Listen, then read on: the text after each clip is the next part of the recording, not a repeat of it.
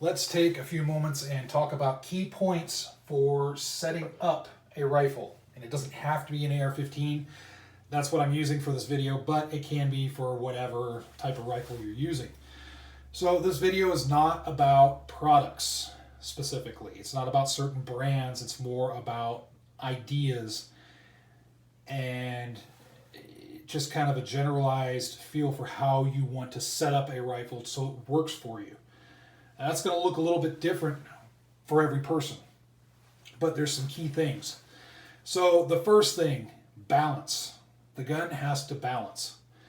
And you're not going to see this going to a two-way range. You're really not. You're not going to see how the gun really performs unless you get out in the woods or maybe take a class or something.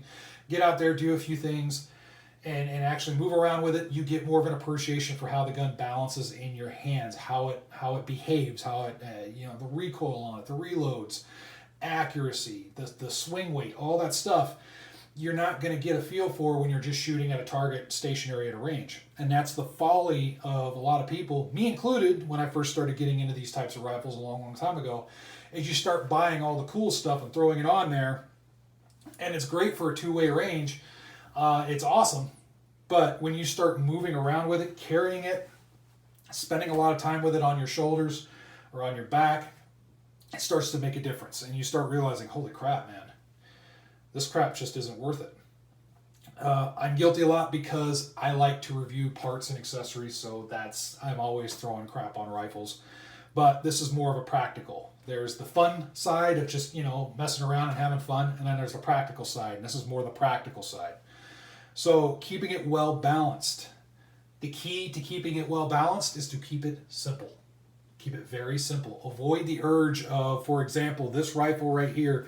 Avoid the urge of throwing on the red dot with the heavy Chinese-made magnifier, and then let's throw a bipod and a vertical grip on here, and let's throw a light and a laser and this and that and the other thing, and a magwell grip and an additional magazine and a stock that has additional doodads attached to it and this and that and the other thing. Because then the rifle becomes a little bit unmanageable. So just keep that in mind. Simplicity is the key to balance. So, second point, snag free.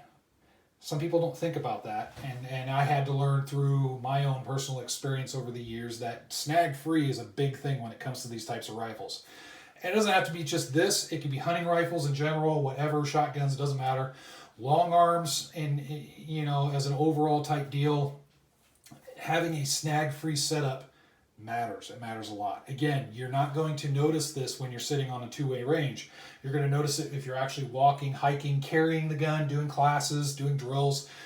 That's when you start to notice it. You start to notice issues.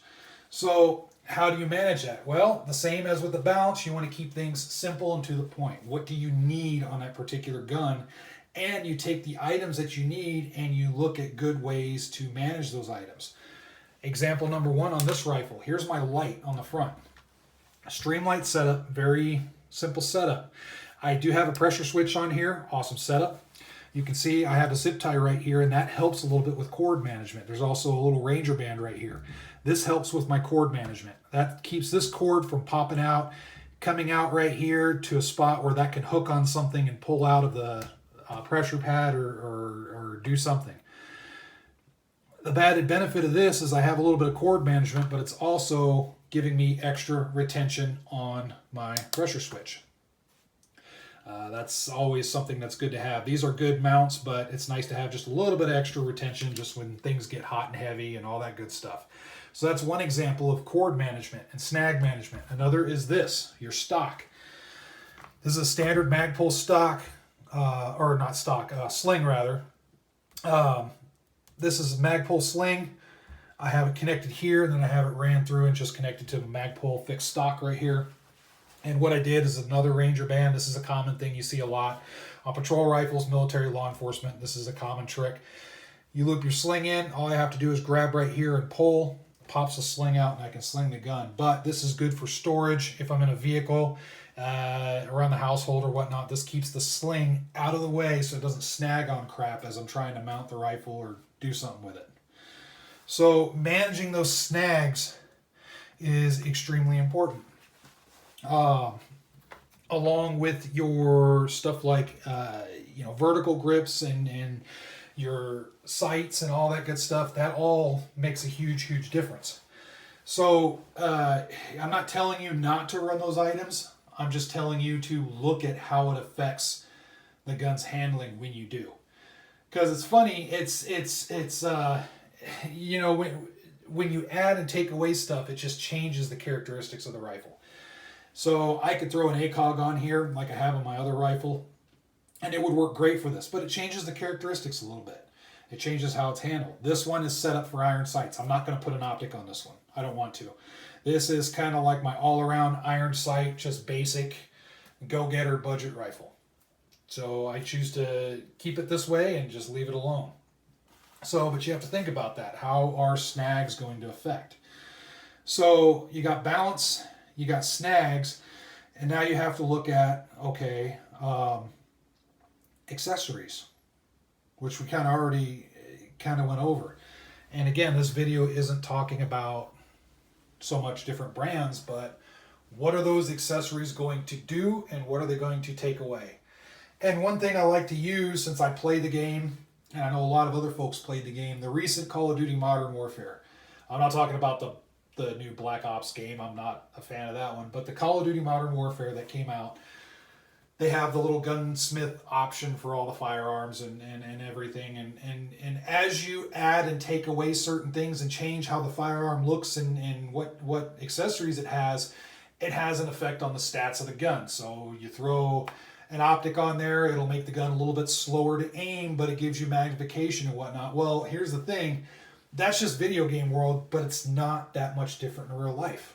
Things have consequences. So you load up your gun front heavy with all kinds of crap, there's a consequence to that. If you throw nothing on your gun, there's also a consequence to that. I can keep this as light as possible with some really super lightweight iron sights and then throw nothing else on it, which is great. Extremely lightweight, extremely balanced, extremely just, snag free, all that good stuff. But there is a cost. I don't have, I don't have a light. I don't have this. I may not have a sling. I may not, there's a lot of things, and there's just a little cost. So you have to kind of balance that with accessories. That goes back to having a well-balanced rifle, having a lightweight rifle, having, snag free. There's all those little things, and it all goes together. So I encourage you folks, I guess in a nutshell, is really think about, don't get too caught up in brand names. Now there's good brands and bad brands. So yeah, you got to do your research, but you want to look at how are you going to set up the rifle to work for you as far as what type of role you intend it for. So for the preppers out there that are watching this video, that's unfortunately one thing I see a lot of the time. Granted, I'm not part of any prepper groups, and I don't really consider myself a prepper. I like to be prepared for things, but I'm not a prepper in the sense I don't store things. I don't, I'm not, I guess, one of those types of preppers. I don't know what the hell to call myself. Anyway, I've watched a lot of train wrecks on TV, and the one thing that I've seen time and time again is poor setup of their rifle. They're not thinking about, how am I going to use this? What am I going to do with it? What's my redundancies? Which brings me into the last point I want to make here. Redundancies. What's your redundancies on your rifle? And your redundancies can be, especially if you have optics or whatnot, are you choosing to have them or not? It's good to have redundancies, but you don't need to apply it to every facet of the rifle, and they're good to have when applied correctly. So for example, I don't need to have 2 sets of iron sights on this thing. That's just dumb. Just make sure you have a good set of iron sights and you're good to go. I don't need to have 2 lights on this. But I do need to make sure that I have redundancies like extra batteries and whatnot, and I have cord management and retention redundancies, so that way this thing is going to stay, the pressure pad and everything is going to stay where I want them to stay. Redundancies as far as maintenance of the rifle. That's probably the most important redundancy to have. The bolt carrier group. You should have spare bolts, or preferably a spare bolt carrier group, some spare parts if something breaks, a little pin breaks. the extractor shears, something happens, you can replace it. And you can do so rather quickly and efficiently. That's something that a lot of people don't necessarily think about. Have spare parts. And just for example, here is a bunch of spare parts. So I have plenty of spare parts. I've already got enough spare parts in here. If I grab me a couple other lower receivers, I could probably put together, probably 3 or 4 complete lower receivers. Maybe not with the buffer tubes, but at least the parts kits and what I can throw them together. But make sure to have those redundancies. And make sure they're smart redundancies, not something that just doesn't seem to make sense, if you get what I'm saying. So in any case, that's enough yammering out of me. Just wanted to talk a few things, just basically some more philosophies and whatnot, things to consider about these things. If you're looking at it for a self-defense, practical, whether it's going to be in the field, whether you're a prepper preparing for the end of the world, or you're one of the militia guys that goes down to the Mexican border and walks patrols, because there's a few militia guys that do that, and much respect to them for doing that. Or if you're just using it for self-defense, just using it for training and whatnot, you want to make sure that it makes sense to you and you don't waste your money on stuff. So anyway, feel free to throw your thoughts in. Again, like I said before, show your support. Like this video, subscribe to it. It's all free. It takes 2 seconds to hit the buttons. At the same time, do so for other gun guys and gun gals that are here on YouTube. It means a lot to everybody. We got to keep these gun videos alive. So with that said, make sure to stay safe out there, protect you and your loved ones, and look forward to hearing from you soon.